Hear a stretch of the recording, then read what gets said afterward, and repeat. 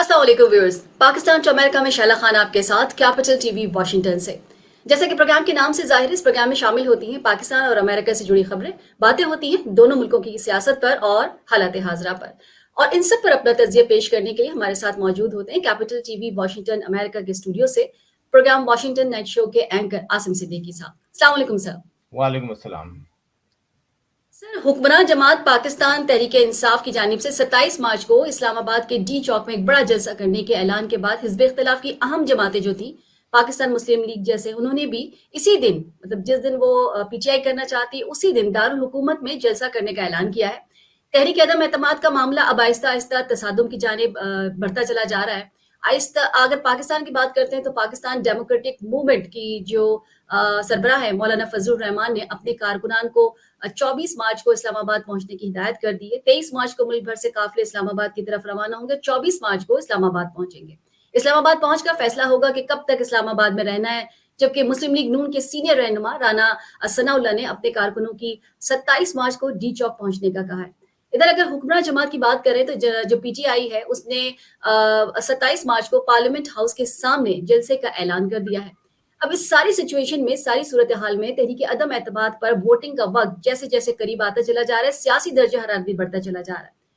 जरा सी बयान या जरा सी गलत बयानी जो है या गलत बयानबाजी जो है वो जलती पर तेल का काम कर सकती है। यानी मतलब दोनों बड़ी जमातों के जो कारकुनान है वो बिल्कुल आमने सामने हैं। जबकि जो वजीर दाखिला है शेख रशीद ने वाजे ऐलान किया है कि इस्लामाबाद को फौज या रेंजर्स के हवाले भी किया जा सकता है और अगर किसी ने कानून को हाथ में लेने की कोशिश की तो उसे कुचल कर रख दिया जाएगा। इसका मतलब वाजे है कि हुकूमत कुछ भी कर सकती है। आसिफ साहब, सवाल मैं ये करूंगी कि पीटीआई की 27 मार्च का जलसे का ऐलान के बाद मौलाना तसादुम और फसाद की तरफ भी जा रहे हैं। 23 मार्च को लॉन्ग मार्च का ऐलान कर दिया है। लेकिन मैं ये पूछना चाहूंगी कि ताकतवर हल्के, आप मेरा मतलब समझ गए होंगे, मौलाना के इस जो आप कह सकते हैं कि इस जो शरंगेजी कह सकते हैं, उसके बावजूद न्यूट्रल रहेंगे या मुल्क की सलामती की तकाजों के पेश नजर मौलाना का कुछ बंदोबस्त भी फरमाएंगे? ऐसा कुछ होता हुआ नजर आता है आपको? Thank you Shaila. 16 मार्च से 27 मार्च तक आप कई नशेबो फराज देखेंगे। आने वाले दिन में जो है वो रोज़ फैसले लिए जाएंगे और रोज़ पुराने फैसलों को तब्दील भी किया जाएगा। मेरा ख्याल है इमरान खान की हुकूमत को एक बात का अंदाज़ा तो हो रहा होगा कि एक चलती हुई गवर्नमेंट को गिराने के लिए जो अपोजिशन का किरदार है वो खुद भी एक वक्त में यही चीज़ें अदा कर चुके हैं। ये उनको अपने धरने भी याद आ रहे होंगे। वो उस वक्त जो है वो चाइना का मेरा ख्याल है कोई डेलीगेशन आ रहा था मुस्लिम लीग नून वालों का, जिसने फैसले करने थे। आज जो है ओआईसी का इजलास आ रहा है।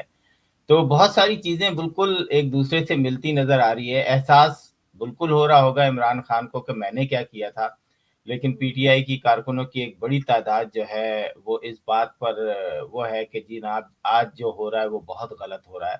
और एक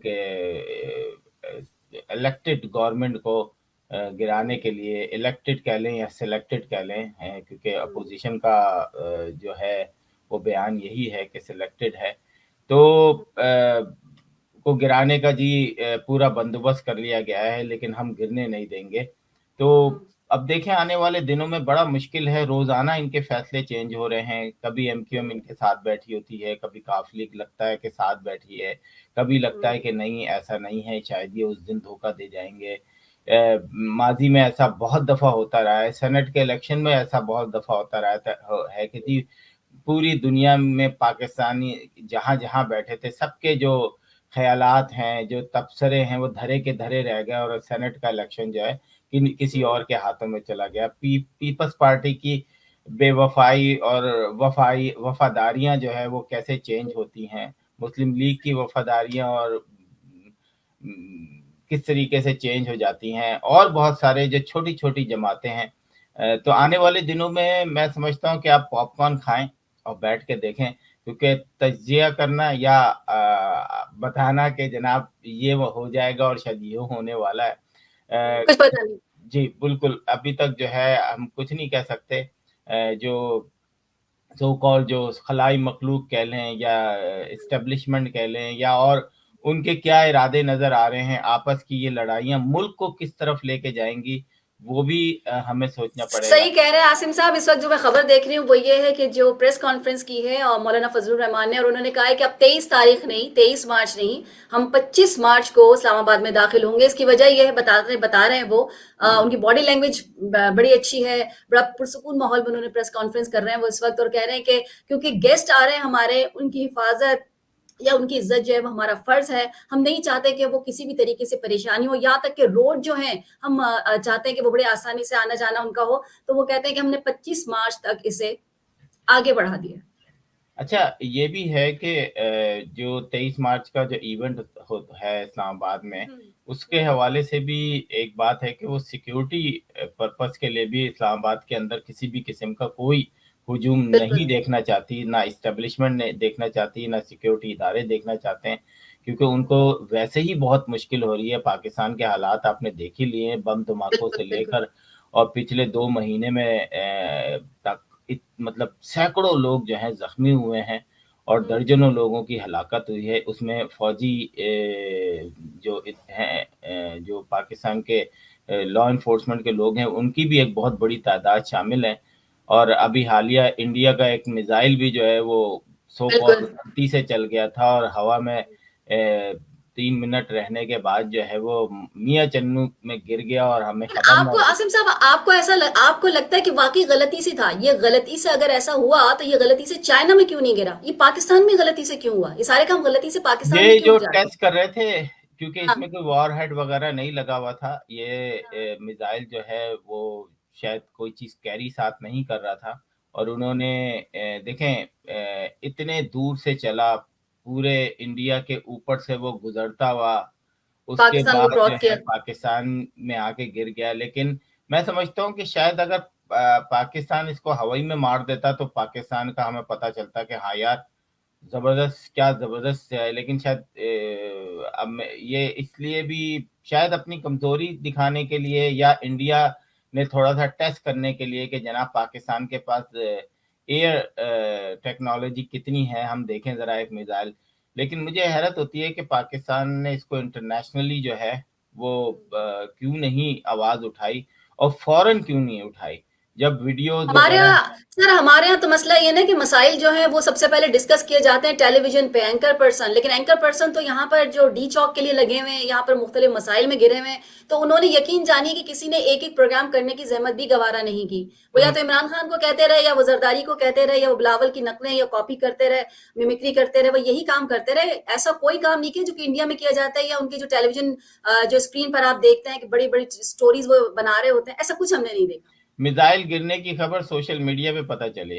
फिर आईएसपीआर की काफ़ी देर के बाद एक प्रेस कॉन्फ्रेंस नज़र आई, और उसमें उन्होंने सिर्फ कोई भी हुकूमती सवाल जवाब करने की शायद किसी को इजाज़त नहीं थी, और उनसे बहुत सारे सवालात पूछे गए, और उन्होंने सिर्फ मिसाइल से हवाले ही से, सिक्योरिटी के हवाले ही से सवालात के जवाबात दिए।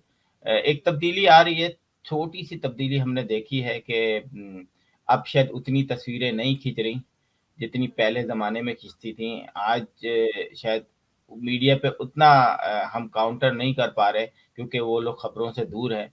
तो शायद मेरा ख़्याल है नई स्ट्रेटजी ये है कि जो करना है बिहाइंड द सीन रह के करें, मीडिया पे रह के हाँ, ना हो करें। सकता है कि जब आप मतलब बहुत सारी चीज़ें ऐसी हैं कि जब आप बता देते हैं तो आपको अंदाज़ा है कि जो हमारा मीडिया है या हमारे जो एंकर्स हैं वो किस तरीके से उछालते हैं या लीक करते हैं उस चीज़ को। तो मेरे ख्याल में आप जो बात कह रहे हैं वो बिल्कुल सही है। आसिफ लेकिन साहब, अक़वाम मुत्तहिदा। आईएसपीआर की एक पता नहीं, मेरे समझ में नहीं आ रही शायद, कि आईएसपीआर पाकिस्तान का एक बहुत ही मतलब एक स्पोक पर्सन कह लेना आर्मी का। लेकिन वो आप उसकी वेबसाइट, उसके यूट्यूब पे जाएँ तो सबसे पहले ड्रामे लगे हुए हैं, और फिर 23 मार्च का गाना भी उन्होंने खुद बना के वो किया है। तो ये भी प्रोडक्शन उन्हीं की है, आईएसपीआर प्रोडक्शन को उन्हीं की है। ख़त्म करना पड़ेगा कि वो ड्रामे बनाने के लिए नहीं है। आईएसपीआर का जो काम है, वो काम करें। अगर आप ड्रामे और गाने साथ-साथ बनाएँगे, तो आपकी वो अहमियत नहीं रहेगी आम आदमी के ज़हनों में। आम आदमी की जब आप प्रेस कॉन्फ्रेंस करेंगे, तो सब एक्टिव होंगे कि हाँ यार, प्रेस कॉन्फ्रेंस हो रही है आईएसपीआर की। लेकिन जब आप यूट्यूब पे जाएं तो आपको ड्रामे नजर आ रहे होंगे, गाने नजर आ रहे होंगे, तो ये भी एक एक्चुअली इनकी प्रोडक्शन है, इनकी प्रोडक्शन इन्हीं की है, तो इस वजह से हो सकता है कि उन्होंने लगा दिए हो। आसिम साहब, अक़वाम मुत्तहिदा की जनरल असेंबली में पाकिस्तान के इस्लामोफोबिया के खिलाफ आलमी दिन मनाने की करारदाद मंजूर कर ली गई है। 15 मार्च मुकर्रर की गई ये डेट, क्या कहेंगे इस पे? जी बिल्कुल, ये मेरा ख्याल है उनकी ख्वाहिश थी और उसके बाद मंजूर कर ली गई है। मेरा नहीं ख्याल कि हर 15 मार्च को जो है एक डर खौफ की आवाज़ निकाली जाएगी इस्लामी फ़ोबिया के हवाले से कि दुनिया में क्या फैल रहा है, क्या हो रहा है। लेकिन अगर आप दुनिया में देखें तो मुसलमान मुसलमान को सबसे ज़्यादा मार रहा है इस वक़्त। अगर आप पूरी जंग की सूरत-ए-हाल उठा के देख लें, तो मुसलमान मुसलमान से ही खौफ़ज़दा नज़र आ रहा है। पाकिस्तान के अंदर मुसलमान मुसलमान के अंदर ही खौफ़, एक दूसरे से खौफ़ महसूस हो रहा है। आने वाले मुहर्रम में आपको पता चल जाएगा कि क्या होने वाला है, क्या होगा। तो यमन का आप देख लें, सऊदी अरब और ईरान का कोल्ड वॉर देख लें, तो बहुत सारी चीज़ें हैं, उस पे भी चलें, अच्छी चीज़ें, मेरा ख़्याल है शायद और चीज़ें निकल कर सामने आएँगी। ये इसीलिए इन्होंने शायद किया भी हो कि चलें जी, आप फ्रीडम ऑफ स्पीच है, अब आप बात करें इस्लामोफोबिया पे जितनी बात करनी है। कम से कम आसिम साहब, ये एक टर्मिनोलॉजी तो इंट्रोड्यूस हुई, एक चीज तो जहन में लोगों को आई कि हाँ, ये इस पे बात की जा सकती है, आखिर ये है क्या, कुछ इस तरह की भी चीजें इसकी बिल्कुल, शेप बिल्कुल, निकल कर आएगी। बिल्कुल। आसिम साहब, अपोजिशन का पीटीआई का जो डी चौक का जलसा है उसे रुकवाने के लिए अदालत जाने का ऐलान कर दिया है। शरीर रहमान कहती है कि डी चौक पर जो अदम एतमाद के दिन जलसा गैर आईनी है और गैर कानूनी है। अ, मुझे जरा बताइएगा कि ये किस तरह से गैर कानूनी ये नहीं कि 30-30 करोड़ में आप एमएनएस को खरीद रहे हैं, या ये है देखिए, कि वहां हम पर वो डी चौक पे वो जलसा कर आप रहे हैं? अगर सोशल मीडिया पे चले जाएँ तो 30 करोड़ क्या, हमने तो 70-70 करोड़ करोड़ की बात भी सुनी है। और मेरा नहीं ख्याल, देखें, पीपल्स पार्टी के अंदर जितने भी लोग हैं जो पीपल्स पार्टी की सीट से जीत कर आए हैं, वो लोग मुनहरिफ नहीं हो सकते, क्योंकि एक लॉ है कि अगर वो पार्टी पोजीशन छोड़ते हैं तो वो अपनी रुकनियत भी ख़त्म कर देंगे। अब ये है कि वो वहाँ पर आके चेंज करते हैं और अपनी रुकनियत लूज़ कर जाते हैं, लेकिन हुकूमत तो चेंज होगी। तो उसमें और पैसे की लेन-देन, मैं नहीं समझता कि आज के दौर में पैसे आसिम की साहब, ये लेन-देन। पैसे की लेन देन हुई है सिर्फ और सिर्फ उन लोगों के लिए, एक तो इत्तेहादियों के लिए भी हुई है, लेकिन उसके साथ क्योंकि इत्तेहादी पे तो बस चल नहीं सकता इमरान खान का, कि ज़ाहिर है उनकी अपनी पार्टी है। ये जो बात हो रही थी कि डी चौक पर बताया जाएगा और हम अपने बंदों को जाने नहीं देंगे, ये सिर्फ अपने जो एमएनए है उनके लिए कहा जाए। जो आपने देखा है ना कि वो बताया गया है कि जी 6 ऐसा लगेगा कि 6 के बाद आप जो है वो अपनी रुकनियत को खत्म करते हैं, क्योंकि बल्ले पे निशान लगाया आपने और उसके बाद आप पीपी में जाके बैठ जाएंगे, ये नवाज शरीफ की आप ले लेंगे, तो ये तो चीज गलत है ना, ये तो हॉर्स ट्रेडिंग है, जिसके लिए दोनों ने मिलकर ये देखिए, कानून बनाया हॉर्स था। ट्रेडिंग पाकिस्तान का किस्मत में हमेशा से रही है, और मेरा ख्याल है कि लॉ तो ये होना चाहिए कि आप 2 या 3 साल सियासत ही नहीं कर सकते अगर जब आप पार्टी चेंज करें। ठीक लेकिन है, ये सही बात। जानबूझ के इन्होंने बनाया गया है कि जनाब आप जब तक रहें उस पार्टी के गुलाम रहें, उसके बाद किसी और की टोकरी में जाके बैठ और जाएँ, इंटरेस्टिंग फिर बात किसी और बताती हूँ, टोकरी में बैठ जाएँ। और आसिफ साहब, और इंटरेस्टिंग बात ये बताती हूँ कि ये जो शिक थी या जो भी कुछ आप कह सकते हैं कानून था, ये बनाया था नवाज शरीफ और जरदारी दोनों ने मिलकर बनाया था। और उससे भी ज्यादा दिलचस्प बात ये कि 2 दिन से ये कह रहे हैं कि गैर कानूनी है, गैर कानूनी कानूनी है, और आज एक लेटर सामने आया है और उस पर जरदारी साहब के सिग्नेचर, बिलावल भुट्टो के सिग्नेचर हैं, जिसपे वो अपने जो एमएनएज उनसे कह रहे हैं कि अगर किसी ने हमारी इजाजत के बगैर वोट डाला या हमारे अगेंस्ट वोट डाला, तो ये वही कह रहे हैं कि जी हम आपकी रुकनियत को मुअत्तल कर देंगे। एक तरफ आप कहते हैं कि इमरान खान गलत है, एक तरफ आप उसी लेटर को वो सामने नजर आ रहा है जिसपे इन्होंने सिग्नेचर किया। चला ये तो हम तो अभी इस बात को, अभी तो ये होने वाली है ना। हम्म। मुझे बताएँ जो हो चुकी है सेनेट में, हम्म। उस पे किसी ने अपने लोगों को सज़ाएँ दी? जो नहीं। बिक गए, जो सही। सेनेट का बिल्कुल क्लियर वो आ रही थी कि जी हाँ, कौन हाँ। होगा। तो हाँ। ये पाकिस्तान की बदकिस्मती ये है कि ना हम मुल्क के साथ वफ़ादार हैं, हमारे हम्म। एमपी, एमएनएज़, ना हम अपनी सियासी जमात के साथ वफ़ादार हैं। हम सही। आज इसकी टोकरी में बैठे, यही लफ्ज़ लोटे का जो लफ्ज़ है वो यही है ना कि हाँ, यही। कभी कोई इसको यूज़ करता है, कभी कोई यूज़ करता है।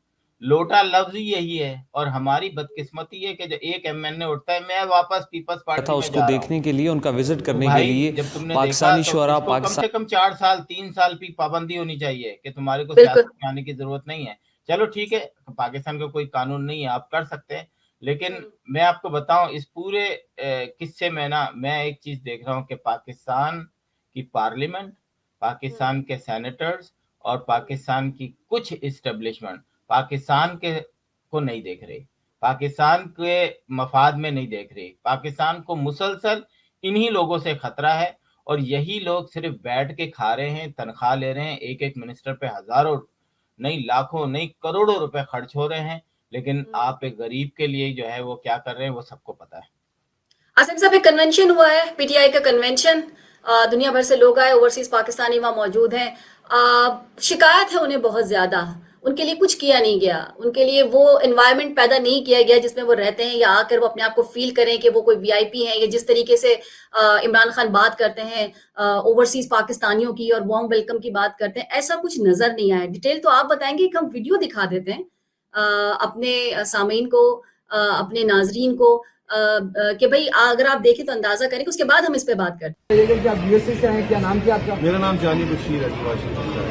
ये बताइएगा बशीर साहब के कैसा आपको महसूस हो रहा है यहाँ पर आते हुए? बहुत से फंक्शंस भी हो चुके हैं, अब तक का रिस्पांस कैसा है? देखें, हमें जो उम्मीदें दिलाई गई थी उस पर तो कोई भी पूरे नहीं उतरे, क्योंकि कन्वेंशन में ये था कि हमारे जनरल इंटरेक्टिव होगा, हमें भी टाइम मिलेगा, हमारे पास भी आइडियाज़ हैं, वहाँ से इन्वेस्टमेंट भी इधर लेके आ सकते हैं यहाँ के लिए, आपकी आईटी की इंडस्ट्री के लिए, किसी भी फील्ड के लिए हमारे पास बहुत से आइडियाज़ हैं। लेकिन हमें ये मौका नहीं दिया गया कि हम भी आके स्टेज पे बोलें और हम इसी तरह बस सर, रात को आपके लिए इतना बड़ा स्टेज सजाया है कि आप पार्लियामेंट में, वहाँ पर बड़ा खाना भी हुआ, बड़े वहाँ पर तकरीरें भी हुई, वहाँ पर ओवरसीज वालों को कितना मौका मिला कि आप मिनिस्टर्स काफी से क्या कहेंगे? सर, किसी भी ओवरसीज वाले को इस कन्वेंशन में मौका नहीं दिया गया कि वो अपने दिल की बात कर सकें। इसी वजह से आज जो 11-12 जो प्रेसिडेंट आज क्या हुआ? आज जो थोड़ा सा उन्होंने लोगों ने एहतजाज किया है कि हमें 2 दिन में यहाँ पे कन्वेंशन चल रहा है, हम 12-12 घंटे मिनिस्टर को सुन रहे हैं, लेकिन हमें टोटल 30 मिनट्स का भी टाइम नहीं दिया गया। लोग काफी अपसेट हो देखने के लिए, उनका विजिट करने के लिए पाकिस्तानी शुरा पाकिस्तान सहूलियत का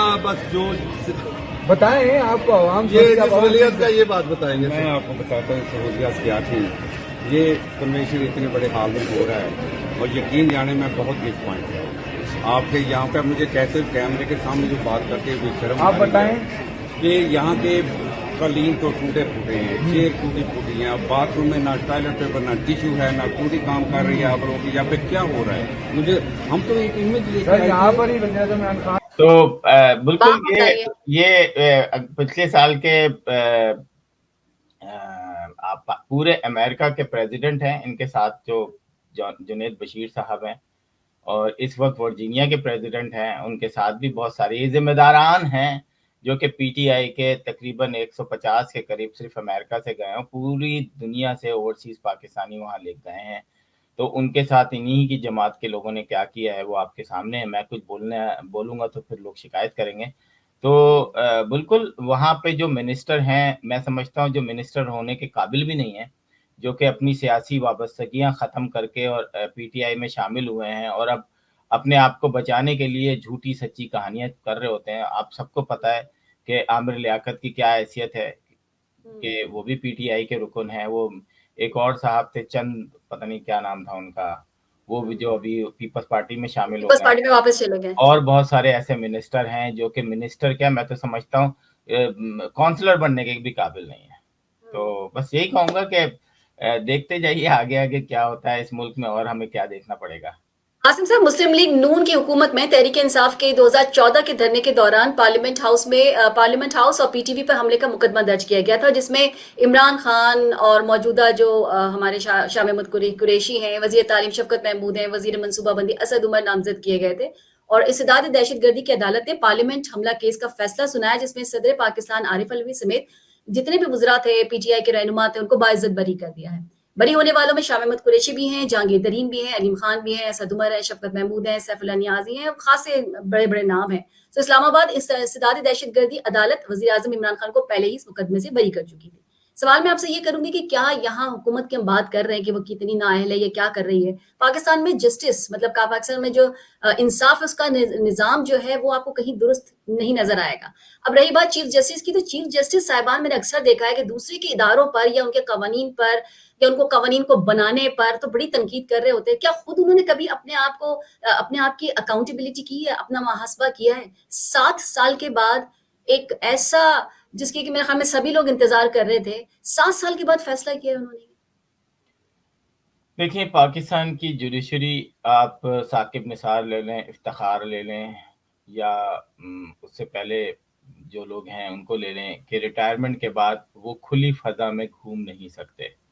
वो खुली फ़ज़ा में इवन पाकिस्तान के अंदर छोड़ें, अमेरिका के अंदर भी उनको यहाँ जब आते हैं तो उनके साथ बाउंसर्स चल रहे होते हैं, उनके साथ पुलिस चल रही होती है और जब उनके फंक्शंस होते हैं तो लिखा होता है ओनली बाय इन्विटेशन।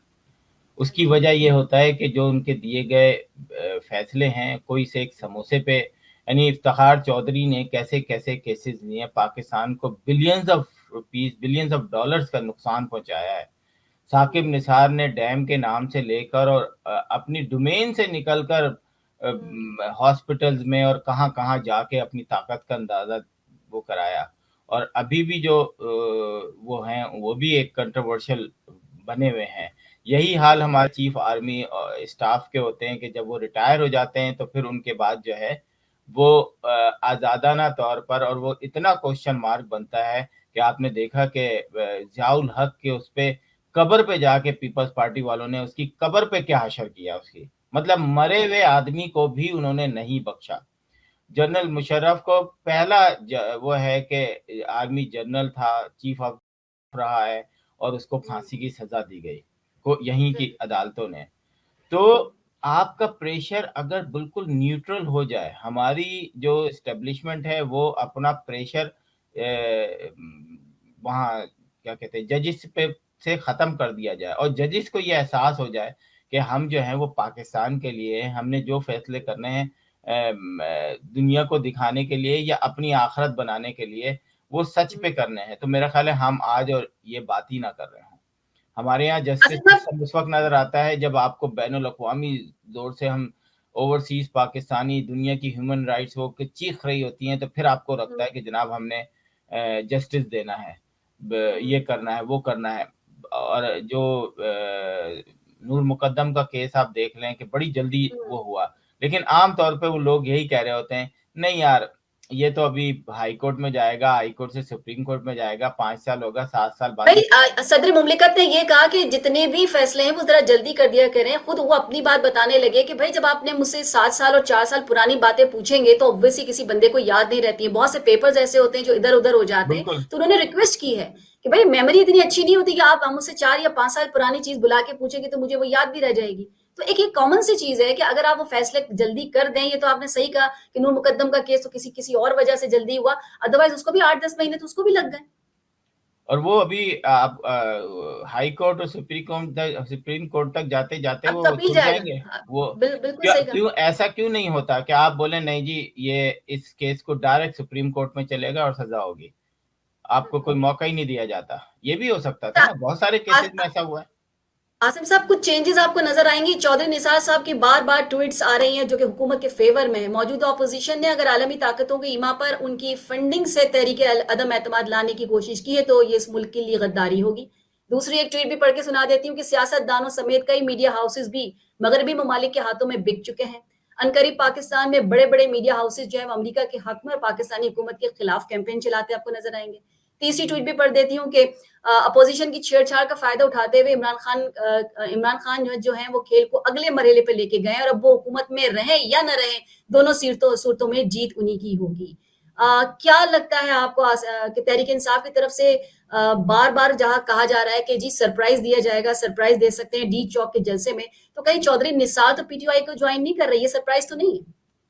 देखिए, चौधरी निसार का तो मुस्लिम लीग नून के साथ जो वाबस्तगी थी जो सो कॉल्ड मुस्लिम लीग के कारकुनान बताते हैं घुसपैठिए वाली कि मतलब कि वो थे तो मुस्लिम लीग नून के लेकिन उनका ताल्लुक कहीं और से था, इत्तलात कहीं और की थी, बंद कमरों की मीटिंग कहीं और पहुंचती थी।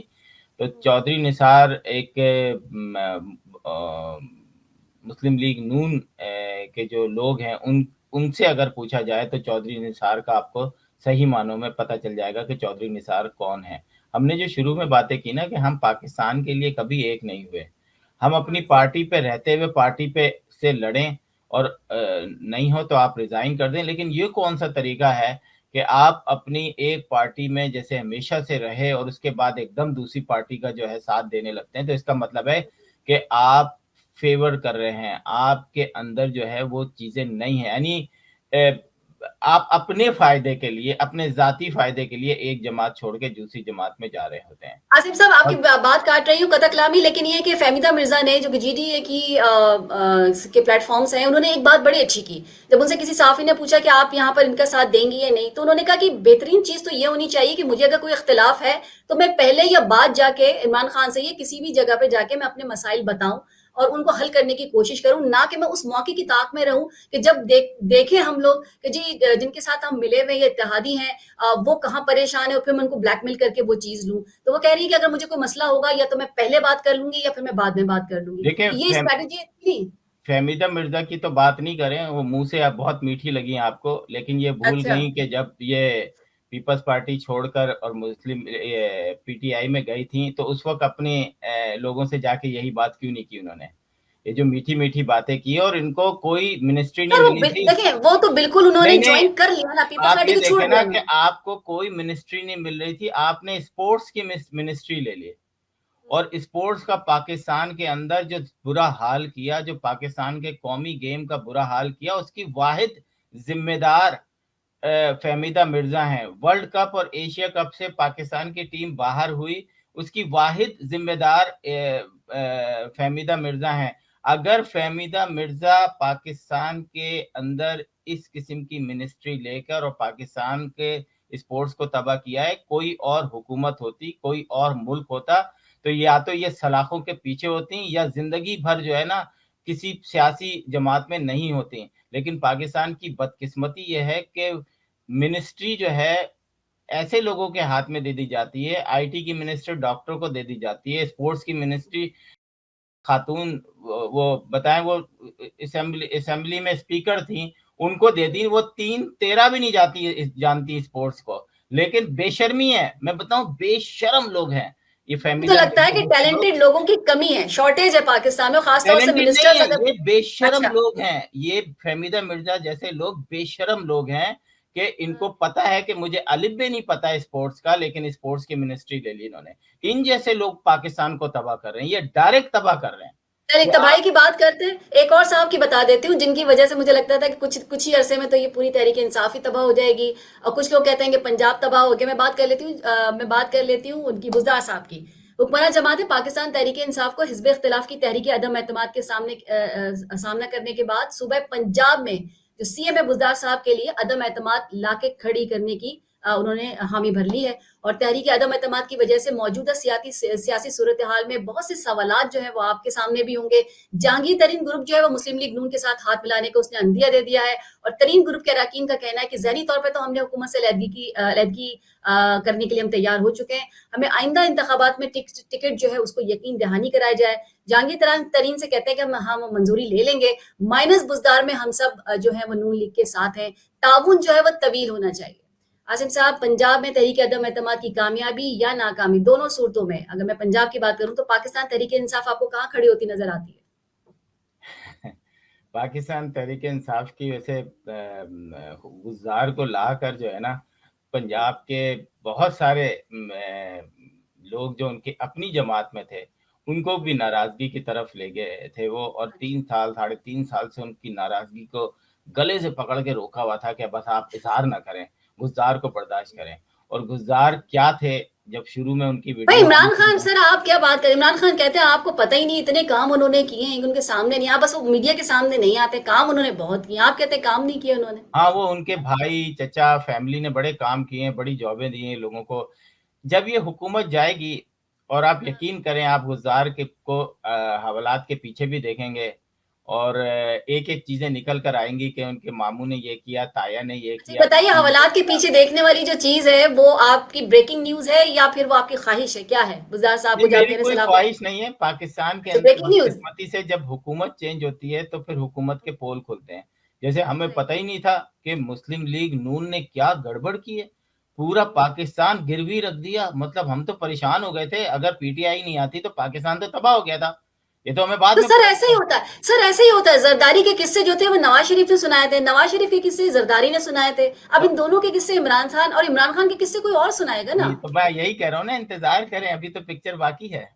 अच्छा। तो अच्छा, पाकिस्तान जंगज़दा इलाकों के लिए यकजहती के पैगाम के तौर पर यूक्रेन की हंगामी इमदाद भेज रहा है।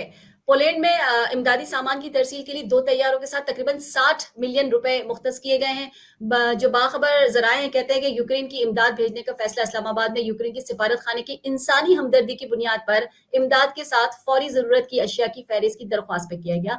आसिम साहब, पाकिस्तान की जो हिकमत अमली वाज़ेह हो गई, यानी दोस्ती सबसे, दुश्मनी किसी से भी नहीं। ऐसा ही है? हाँ, बिल्कुल, अगर ये रशिया का दौरा करने से पहले थोड़ा-सा सोच लेते तो फिर पता चल जाता।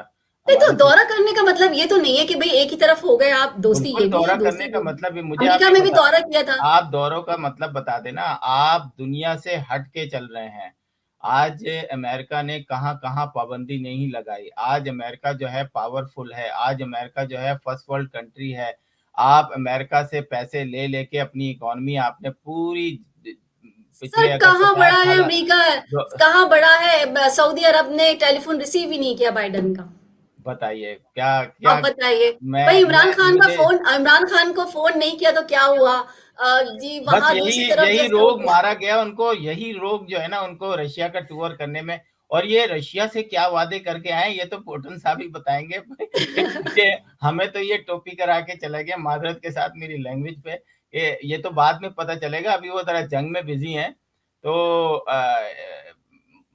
दुनिया को दिखाने के लिए वो, क्योंकि इनके जो बयानात थे वो इतने सख्त थे कि, और इनकी बयानात छोड़े, इनकी पार्टी के बयानात इतने सख्त थे अरे, जो इनके बयान को कि कारकुनान को हमने मुंह को दिखा दिया, हमने एब्सोल्युटली नॉट कह दिया। हम और यूरोपीय यूनियन के गुलाम नहीं है, ये तो बाकायदा पुतिन ने ट्रांसलेट करके वहां पे चलाया है। मैं वही तो कह रहा हूँ कि हमारे पीटीआई के लोगों ने भी तो कहा ना कि एब्सोल्युटली नॉट। ये तो हम्म, मैं बताऊं, थोड़ा ही सा टाइम रह गया था नाउजुबिल्लाह या नबी बनाने में, माजरत के साथ। लेकिन जब ये गवर्नमेंट जाएगी तब आपको पता चलेगा कि इस गवर्नमेंट ने क्या किया है। इंतजार करें अभी। मैं कुबले चीफ ऑफ वक्त आर्मी ये स्टाफ सब जो है इसी वो तरह अभी चलते हैं। कन्वेंशन में थे, तो वो कहते हैं कि अगर आपको लगता है कि हम डिक्टेशन लेते हैं इमरान खान से, ये इमरान खान हमें डिक्टेशन देता है, ये वो हमारी बात मानेगा, तो आपने तो फिर इमरान खान को पहचाना ही नहीं है। ये बड़ा बड़ा लिखा हुआ आ रहा है, आप हाँ, क्या तो समझेंगे? वो इसलिए कह रहे हैं कि ये तो हमें लिफ्ट ही नहीं कराता, हमें डिक्टेशन क्या देगा। मतलब हमसे बात करना पसंद नहीं करता ये शख्स। मिनिस्ट्री के बाद जो है, मतलब वजीर आजम बनने के बाद ये हमें डिक्टेशन क्या देगा, उनका मकसद ये था। आप गलत समझिए। अच्छा, चलो, बहुत कम वक्त रह गया, अब जल्दी से मुझे मैसेजेस को सम अप करते हैं इस शो को। मैसेज बस यही है कि जनाब जिगर थाम के बैठें। अभी बहुत कुछ होने वाला है, और जो पीटीआई के लोग हैं जो समझते हैं कि अल्लाह ताला ने एक इल्लामा इकबाल को ख्वाब दिखाया था और दूसरा इमरान खान को वो तमाम चीज़ें सलाहियतें दी हैं कि वो पाकिस्तान को सही डगर पे ले जाएगा, तो ये आपकी भूल है। जब तक हमारी इस्टेब्लिशमेंट, जब तक हमारी लॉ इन्फोर्समेंट पाकिस्तान के लिए सीरियस नहीं होंगी, बाहर जाना बंद नहीं करेंगी, रिटायरमेंट के बाद एक बड़ी तादाद में जो पैसे लेना बंद नहीं करेंगी, और उसके बाद फौरन मुल्क छोड़ देना बंद नहीं करेंगी, उसके बाद जितने हमारे बिजनेसमैन हैं जो कि हमें बड़े बड़े जो बिजनेसमैन हैं जिनकी फैमिलीज बाहर हैं, वो पाकिस्तान के लिए नहीं सोचते, वो सिर्फ अपने पैसे के लिए सोचते हैं। उन फैमिली जो बिजनेसमैन फैमिलीज हैं वो पाकिस्तान को नहीं देखेंगी, पाकिस्तान के मुस्तकबिल को नहीं जानेंगी। उस वक्त तक पाकिस्तान का कुछ नहीं होने वाला। और वो ये सब चीज़ों पर नज़र रखने के लिए सिर्फ जुडिशरी एक ऐसा इदारा है कि उसे सुधरना पड़ेगा, उसे वक्त पे फैसले देने पड़ेंगे, चाहे वो सियासी फैसले हों, चाहे वो इस्टेब्लिशमेंट के हवाले से फैसले हों। और हमें उससे भी उम्मीद नहीं है, क्योंकि वहाँ पर भी सिंपल ग्रेजुएट रखने वाले, सिंपल आईक्यू रखने वाले लोग जो हैं ठक से जज बन जाते हैं, और जज बनना भी वो उन्हीं की मर्जी होती है कि जज कौन बनेगा। मेरा ख्याल है कि दुनिया में ऐसा होता है कि जज बनने के लिए एक इंटरव्यू लिया जाता है, जो कि सियासी जमातों की एक बहुत बड़ी एक कमेटी बैठती है और वो जज को देखती है कि ये इस काबिल भी है कि हम इसे बिठा दें, वरना फिर इसकी पाकिस्तान की किस्मत में साकिब निसार और चौधरी इफ्तिखार जैसे लोग आते रहेंगे और हमारी किस्मत से खेलते रहेंगे। बहुत बहुत शुक्रिया आसिम साहब। और इसके साथ ही प्रोग्राम का वक्त खत्म हुआ। सोशल मीडिया प्लेटफॉर्म पर कैपिटल टीवी वॉशिंगटन के फेसबुक पेज को लाइक कीजिएगा, यूट्यूब चैनल को सब्सक्राइब कीजिएगा, कैपिटल टीवी वॉशिंगटन की एप्लीकेशन को जरूर इंस्टॉल कीजिएगा ताकि आप दुनिया में किसी भी जगह हो हमारे लाइव प्रोग्राम्स और शोज को देख सकें, एंजॉय कर सकें। जिंदगी न वफा की तो इंशाल्लाह फिर आपसे दोबारा किसी प्रोग्राम में मुलाकात होगी। तब तक के लिए शायरा खान को दीजिए इजाजत। फी अमानिल्लाह। बहस होगी पाकिस्तान और अमेरिका से जुड़े इश्यूज पर, शामिल होंगी नेशनल और इंटरनेशनल खबरें, बात होगी दुनिया के बदलते हालात और बदलती सियासत पर, बनेंगी सेलिब्रिटीज इस प्रोग्राम का हिस्सा और दिए जाएंगे जवाबात अहम सवालों के। Program Pakistan to America with Shaila Khan, capital TV Washington.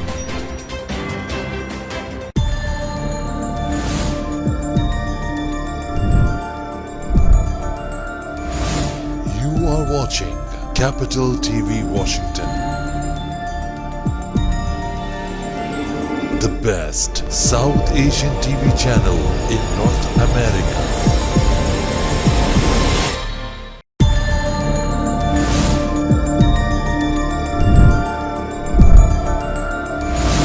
You are watching Capital TV Washington,